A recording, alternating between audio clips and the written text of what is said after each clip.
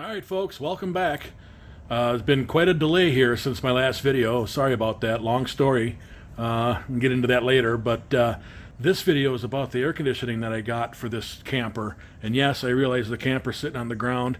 Ever since the beginning it was intended to be a removable camper from the trailer. So I took it off the trailer, put it on the ground just to make it easier to work on.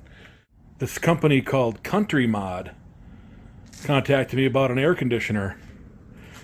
And the beauty of this thing is it's 12 volts. And it also comes in 24 volts. So whatever type of electrical system you have in your camper or RV, or they got 12 or 24 volt systems to cover you. This thing comes extremely well packaged. It's basically a triple layer cardboard box. And then it's wrapped in plastic and foam and extra layers of cardboard. And then below it, there's your accessories like the electrical cabling and the mounting hardware and all the interior paneling and the remote control and all the things that make this thing work. And I'm going to install this today, and we're going to do some electrical, not really testing, but I'm going to hook up a smart shunt so we can see what this thing uses for power. Okay, so as I'm sure you guys know, based on my previous videos, this thing is basically built, you know, like residential construction or shed construction. It's way overbuilt for a camper. It's heavy, yes, I know that. And yes, the trailer that I'm putting it on has been modified to carry the weight. There's the piece of roof deck that I cut out. And on a side note, you can see the roofing that I used. I'm going to show this roofing in a future video. But it's called MFM Peel and Seal roofing. It's like an outer aluminum layer with an asphalt self-adhesive backing, and it works really good. But anyway, so you can see I got the hole cut. I laid it out, and then I drilled up in the four corners with just a standard drill bit, and then I went on the roof with a hole saw and came down through those four pilot holes. So I had rounded corners. Not that it matters, but so I just got rounded corners, and they say in the book you need a 14-inch by 14-inch opening, but it actually measures like 14 1/4 by 14 1/4. So just get her within reason of that size, and I think it'll be okay. So next I'm going to lift this thing up on the roof and see if we can get it installed. They don't really talk about in the owner's manual where to put these 4 extra foam blocks that it comes with, but in another video guys show that you just stuff them under there somewhere to help space it up, because these are the same thickness. These are the same thickness as the square ceiling gaskets. So instead of sticking them to the roof of the motorhome and having to measure out where to put them, I just stuck them to the bottom of the AC unit, and that way when I set the unit they'll be in the right place. And I just guessed where to put them. In fact, I got this one over here crooked, but it don't matter because you can't see it. So if you're wondering about the foam blocks that it comes with, this is how I did mine. Alright, now that I'm up here, I just want to make sure that I don't have any extra sawdust or anything.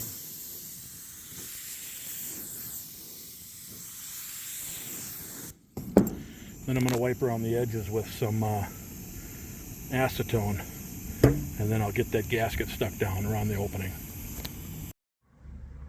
Okay, from down here, it appears that I've got it about centered. Do you see that round pin in the corner? For some reason it's flush on mine, but it should be sticking down, that round black pin, plastic pin. And there's another one in that corner. And another one in that corner. And another one in that corner. As long as all 4 of those pins are inside the square, we're good. And then these brass looking, or they're probably just plated steel, threaded inserts are what you thread your hardware into. Now the hardware kit comes with 4 longer rods and 4 shorter rods, depending on, you know, your thickness of ceiling. Every RV or camper is different. Well, mine is probably the thickest ceiling that it's ever been installed in. Mine's a 2x6 framed ceiling. So I think I went and bought extra. These are extra, didn't come with the kit. These are called rod couplers or coupler nuts. And I'm gonna screw a long and a short together to make one long one. And then I might just have enough rod to make this work. Okay, so like I was mentioning, instead of 4 longs and 4 shorts, we got 4 extra longs. Let me go see if they work for me. Okay, I'm holding this and trying to film at the same time, but as you can see, they may be a touch long, but I don't know how much thread can stick out and not be in the way. So at least they're long enough. And if they're too long after I get it all assembled, I'll just come up here and snip off the last little bit with a cutoff wheel. That should work. Okay, so fast forward. All 4 of these threaded rod and rod coupler assemblies have been disassembled and reassembled with Loctite, and then tightened up tight against each other, and then tightened up into the threaded insert. And be careful when you thread into this insert, because that's a metal insert in a plastic housing, so you don't want to break it loose. So just snug, and that's all it takes. So, but anyway, everything's snug, and that way I don't have to worry about anything rattling apart. I'm going to cut some 2x6 cross beams here to fill in the end gaps, and then we'll put the locking frame on and tighten it up. Be right back. Okay, there's a little bit of a correction here. There's a nut that has a flange on it that goes up there. The instructions are not very clear. They're just pictures and you can barely see it. But they supply enough nuts, but they're different nuts. The ones that go up there are like a flange nut that have a shoulder on them. And the ones that go down here are a nylock lock nut with flat washers. So again, I took it all apart, did it the correct way, like the instructions show. But again, you don't want to kill any of these. You just want to get them snug and tight, because you're dealing with threads basically in plastic.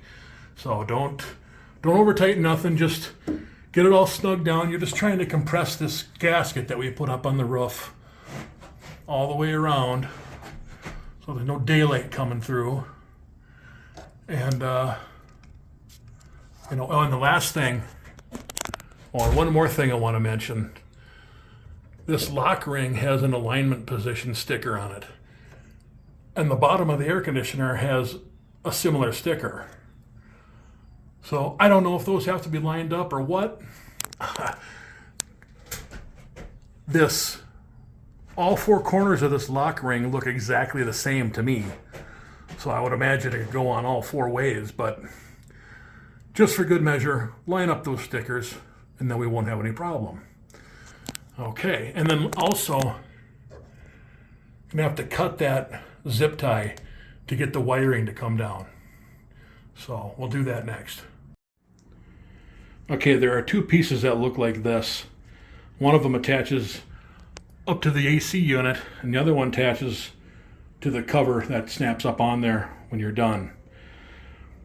This one has, let me see if I can show you. It has this little lip that sticks up, and so that lip goes up into those, that lip that stands up goes up into those openings like this. You can't see. There. It kind of locates itself, and then you just use self-tapping screws apparently to screw it in. Here we go. We got the framing in.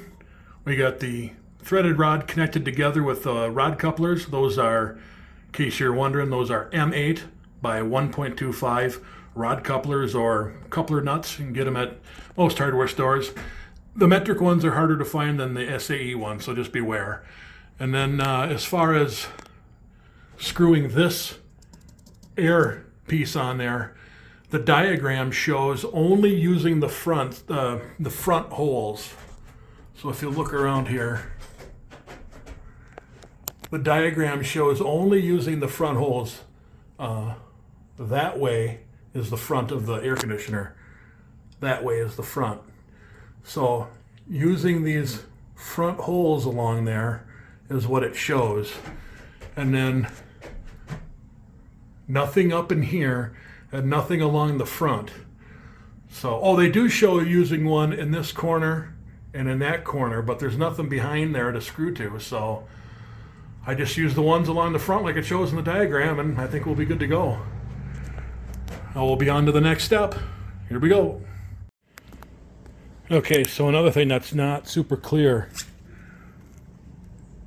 It says right here, split the internal machine parts. Well, what that means is this white piece and that white piece down there, they come screwed together. There's 3 screws. 1, 2, 3. 1, 2, 3. This is the top side. And this disconnects from the bottom of that. And this piece gets screwed through these holes here to that black metal mounting frame that holds the AC unit down. This gets screwed up to that, and then that gets screwed to this. So these 2 pieces, that one and this one, come assembled. You need to disassemble them to put the unit together and then reassemble it in stages, just to be clear.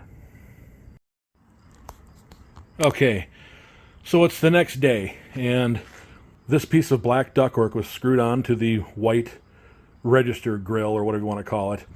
But because my ceiling is so deep, you know, it's 6.5 or 5.5 inch framing plus 3/4 inch roof decking, it's so deep that this piece of ductwork and the piece of ductwork that's up in the AC unit are meant to be able to telescope together when you put this piece up in there. Well, I had to make a filler piece last night because my ceiling is so thick. So this isn't Countrymod's fault that I had to do some custom fabricating. This is because I mounted it on a really thick roof. But if you run into that situation, I just used some thick cardboard, and then I coated the inside and outside with it's like Eternabond tape or like a butyl tape. I mean, this stuff, once you peel the backing off, if it sticks to itself, it's like welded, and it's waterproof, and so any condensation or moisture shouldn't be a problem. Anyway, I test fitted it a few minutes ago. It fits perfectly, and I'm ready to install this up on there. So let's go to that next. Okay, before I mount that piece, there's a couple of thoughts that I want to share. I watched a few videos last night, and there are other brands of these 12-volt air conditioners, and one of them starts with the letter O. I won't mention their name, but this brand, the Countrymod, compared to that other brand, this brand looks way easier and has a way better mounting system.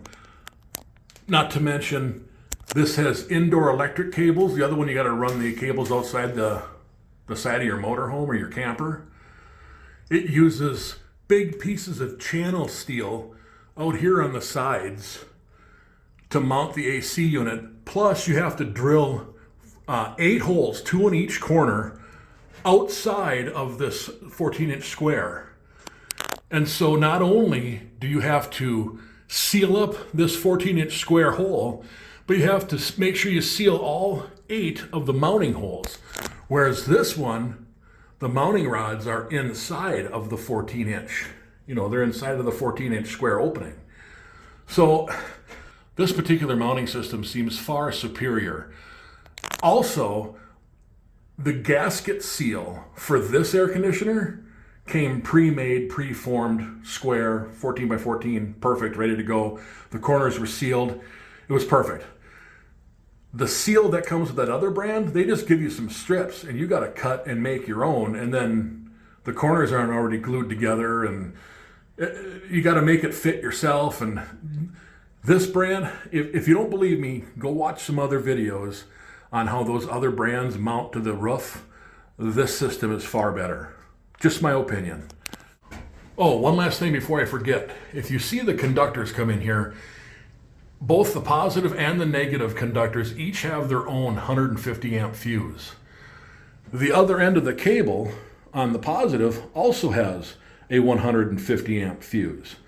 So if for some reason down the road you install one of these and all of a sudden, you're having problems, you can't get your unit to work, but yet you got power down here and can't figure out why it's still not working, just remember there's a set of fuses up here also.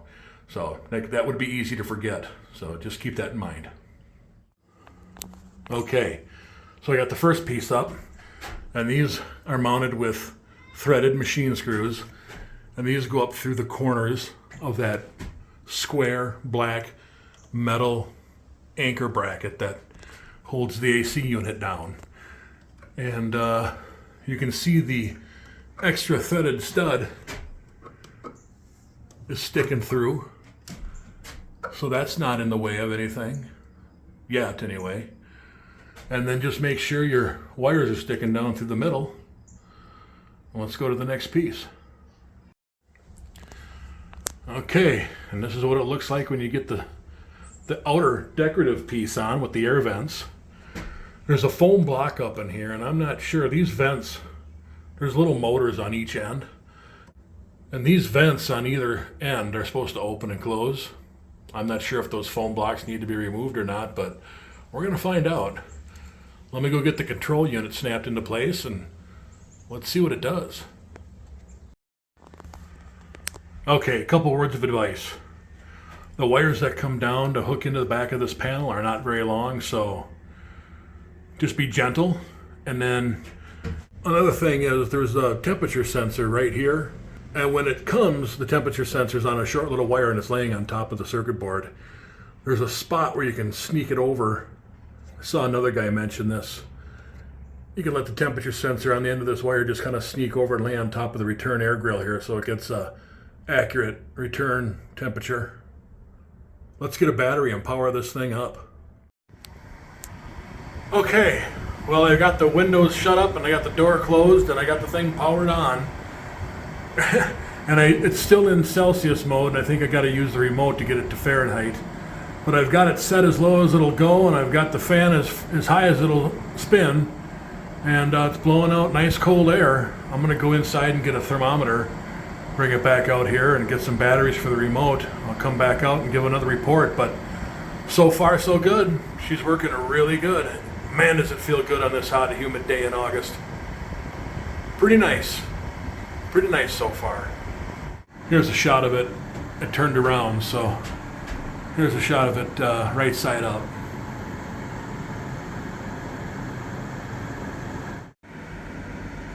All right, well, got it working. It's been running for a while.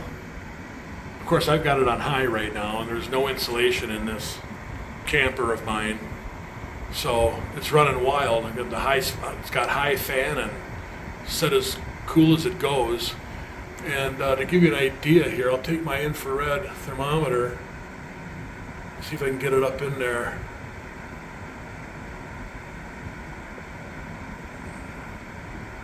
I saw it get down to at one time I saw it get down to 40, like 43 or 44.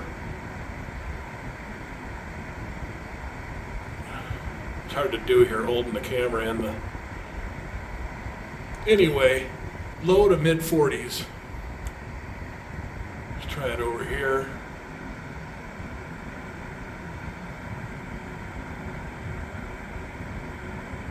There it is, low 40s, depending where I hold it. So it puts out nice cold air, and it's very quiet. You hear the air moving. You don't hear necessarily a blower motor or a compressor running. You just hear air blowing. So it's nice and cold, and it's working pretty good. And of course, it's not like a traditional AC system where it has the massive inrush current.